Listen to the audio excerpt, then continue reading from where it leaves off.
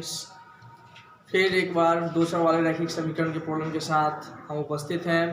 और कमेंट्स में आया था 6 नंबर सवाल, तो सबसे पहले देखते हैं 6 नंबर सवाल के बारे में। आप 6 नंबर सवाल देख सकते हैं, लिखा है 2x + 3y बराबर 8, 4x + 6y बराबर 7 और पूछ रहा है कि इसके कितने हल होंगे। हलों की संख्या बतलाना है, तो आपको बतलाया गया है, लेकिन सबसे पहले जो इधर है उसको इधर लाइए।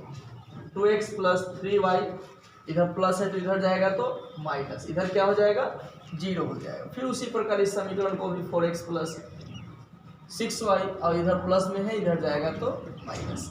अब लिखेंगे a1 b1 c1 वाला, a1 b1 c1, फिर यहाँ a2, फिर b2 और यह c2। अब a1 क्या हो जाएगा, a1 2 हो जाएगा, b1 3 हो जाएगा, c1 -8 हो जाएगा। क्लियर। फिर यहाँ a2 4 हो जाएगा, यहाँ यह 6 हो जाएगा, यहाँ यह -7 हो जाएगा। क्लियर। इसके बाद क्या करना है, इसके बाद हमको निकालना है a1 बटा a2, a1 बटा a2, तो 2 बटा 4, काटिएगा कितना हो जाएगा 1 बटा 2। फिर b1 बटा b2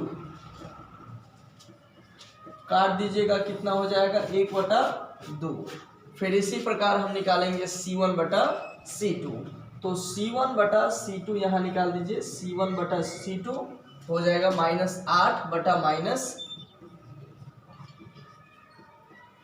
मतलब 8 बटा 7। ठीक है। अब इसके बाद आपको क्या देख लीजिए कि a1 बटा a2 बराबर b1 बटा b2, लेकिन यह c1 बटा c2 के बराबर नहीं है। अर्थात एक लाइन और कि चूंकि a1 बटा a2 बराबर b1 बटा b2 not equal to c1 बटा c2, इसलिए इसका कोई हल नहीं होगा। मतलब पूछा जाए कि हलों की संख्या कितनी होगी, तो इसका कोई हल नहीं होगा। फिर से मैं एक बार बता दूं, इधर प्लस में है तो इधर मैंने माइनस में कर दिया, प्लस में माइनस में कर दिया। यहाँ a1 b1 c1, फिर यह a2 b2 और c2, फिर मैंने a1 बटा a2 का मान निकाल लिया, फिर b1 बटा b2 और c1 बटा c2। मैंने देखा कि a1 बटा a2 b1 बटा b2 के बराबर तो है, परंतु यह c1 बटा c2 के बराबर नहीं है, तो इस कंडीशन में लिखवाया गया था। आप पिछले वीडियो का डाटा देखेंगे तो बतलाया गया कि जब ऐसी स्थितियां हों तो कहते हैं कि इसका कोई भी हल नहीं होगा, अर्थात हलों की संख्या 0 हो जाएगा। फिर चलते हैं दूसरे प्रॉब्लम की तरफ। चलिए, फिर हमारे पास प्रॉब्लम आया था 9 नंबर सवाल की तरफ कि x + 2y = 8 और 4y - 3x बराबर 11। पूछा जा रहा है कि क्या इसका हल x बराबर 6 और y बराबर 1 जो है सत्य है या नहीं।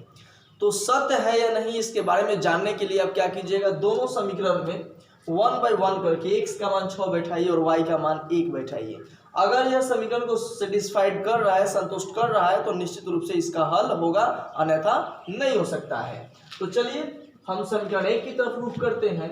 तो यहाँ x का मान 6 और y का मान 1 बैठाइए, और यह RHS में 8 है, 8 रहने दीजिए। देखिए 6 + 2 कितना हो गया 8, यहाँ दिया है RHS में, तो यह भी 8 और यह भी 8। ए सेटिस्फाइड हो गया, दोनों 8 आ गया। अब चलते हैं इस तरफ, यह जो समीकरण है इसमें पुट कीजिए, y का मान 1 बैठाइए, x का मान 6 बैठाइए, और यह 4 - 18 बराबर 11, तो -14 बराबर 11। क्या यह बराबर है, तो यह बराबर नहीं है, तो कहा जाएगा अतः यह समीकरण को संतुष्ट नहीं कर रहा है। लिख देंगे कि अतः यह समीकरण को संतुष्ट नहीं कर रहा है, या फिर ऐसे भी लिख सकते हैं कि इन दोनों समीकरण युग्मों का हल x बराबर 6 और y बराबर 1 नहीं है। यह कथन गलत है। तो चलते हैं अगले प्रॉब्लम की तरफ। चलिए, यह 10 नंबर सवाल कि 3x - 2y बराबर 9 दिया हुआ है और साथ में यह डाटा दिया हुआ है। अब हमको बतलाना है कि यहाँ क्या भराएगा, यहाँ क्या और यहाँ क्या। इजी, बहुत ही आसान बात है। अगर इसका निकालना है तो आप x के जगह पर 3 बैठाइए। मैं एक दो खंडा को मैं कर दूंगा, उसके बाद आप कीजिएगा। तो ये 3 हो जाएगा। फिर इस समीकरण मैं पुट कर रहा हूँ और यहाँ x का मान दिया है, कितना दिया है 3 घटाओ 2y, तो यह 9, इधर प्लस है तो इधर जाएगा तो ये भी 9, माइनस है तो इधर जाएगा तो प्लस, यह 0 और इधर गुना में है तो इधर आएगा तो भाग में और बराबर में 0, मतलब y का मान 0 हो गया। मतलब यहाँ क्या भरा गया 0। ठीक उसी प्रकार जब इसको बनाना है तो x का मान -1 बैठा दीजिए तो यहाँ y का मान आ जाएगा। फिर इसको बनाना है तो यह y का मान दिया है 3 तो y का मान 3 बैठा दीजिए, फिर x का मान आ जाएगा। फिर उसी प्रकार यहाँ y का मान 0 दिया है तो जब y का मान यहाँ 0 दिया है तो 0 बैठाइए और 0 बैठाइएगा तो x का मान आ जाएगा, यहाँ बैठा दीजिए। तो इस प्रकार से इसे आप इसके आगे सॉल्यूशन कर सकते हैं। फिर देखते हैं अगले क्वेश्चन की तरफ कि अगला क्वेश्चन क्या है। अब 11 का 1 कि x + 2y = 9 और इसका हल समुच्चय लिखना है। हल समुच्चय कैसे लिखा जाए, तो आप क्या कीजिएगा कि 2y इधर आने दीजिए, ये प्लस में है तो इधर जाएगा तो माइनस में कर दीजिए, और y इधर आने दीजिए और यह गुणा में है तो इधर जाएगा तो भाग में। यहाँ तक कोई दिक्कत नहीं। अब हल समुच्चय हमको लिखना है, यहाँ एक डब्बा बनाना है, यहाँ x और यहाँ y। अगर मान लीजिए कि यहाँ x का मान अगर हम इसमें हल समुच्चय बनाना है सिर्फ प्रकृत संख्या का, आप क्वेश्चन देख लीजिएगा। हल समुच्चय बनाना है प्रकृत संख्याओं का, हल समुच्चय बनाना है तो प्रकृत संख्या का मतलब 1 2 3 4 5 एंड सो ऑन। तो यहाँ अगर x का मान 1 बैठाएं तो 1 बैठाइएगा तो क्या होगा, 9 में से 1 गया तो 8 और 8 में 2 से भाग दे दोगे तो कितना हो जाएगा 4। फिर अगर यहाँ मान लो कि 2 बैठा रहे हो तो 9 में से 2 गया तो 7 और 7 में 2 से भाग दोगे तो 3.5 आ जाएगा, जो कि प्रकृत संख्या नहीं है।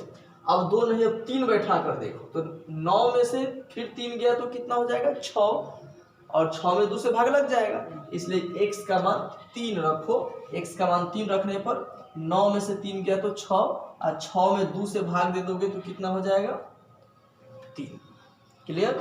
अब यहाँ पर फिर 4 देखो तो 4 रखने पर क्या हो रहा है, 9 में से 4 गया तो 5 है, फिर 5 में 2 से भाग दोगे तो प्रकृत नहीं आएगा। 5 रख कर देखते हैं, चलिए 5 रख दें तो 5 रखने पर 9 में से 5 गया तो 4 और 4 में 2 से भाग दिया जाएगा तो 2 हो जाएगा। फिर यहाँ 6 रखिए तो 9 में 6 गया तो 3, 3 में 2 से भाग लगेगा नहीं और लगेगा तो प्रकृत संख्या में नहीं आएगा। 7 रखते हैं, 7 रखेंगे तो 9 में से 7 गया तो 2 और 2 में 2 से भाग दिया जाए तो 1, और इससे अब ज़्यादा रखेंगे तो पॉइंट में आना शुरू करेगा। इसका मतलब यही हमारा हल समुच्चय हुआ। इसको हल समुच्चय के रूप में लिखेंगे ऐसे, हल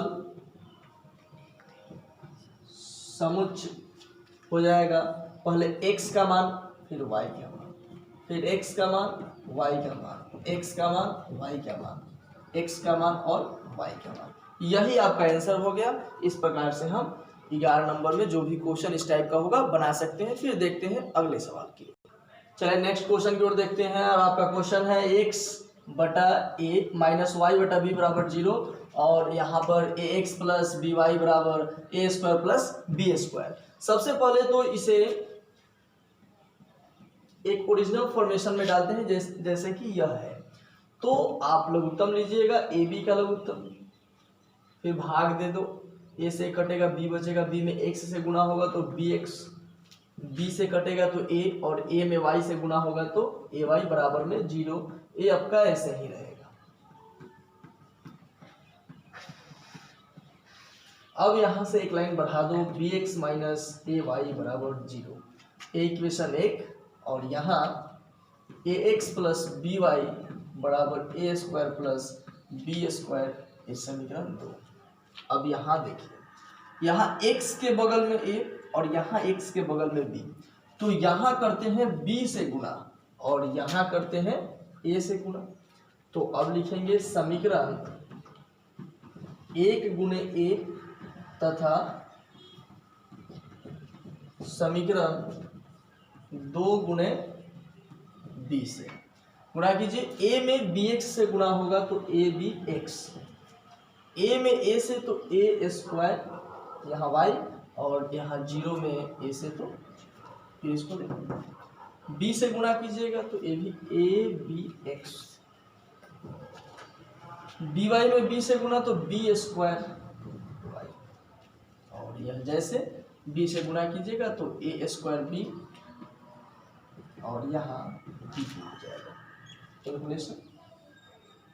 ये दोनों एक जैसा है, चिन्ह भी समान है, तो क्या करने पर, घटाने पर, यह माइनस माइनस और ये भी माइनस, ये कट जाएगा।